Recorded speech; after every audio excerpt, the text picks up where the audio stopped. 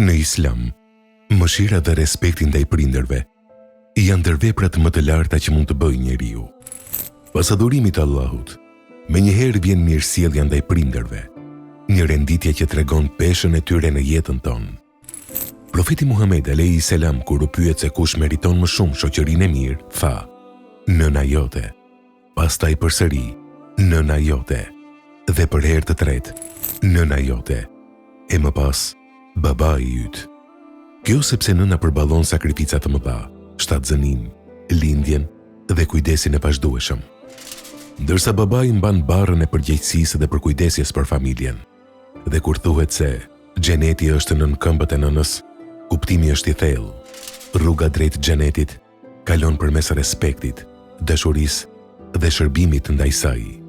Kush i nderon prindrit, i afrohet më shumë kënaqësisë së Allahut.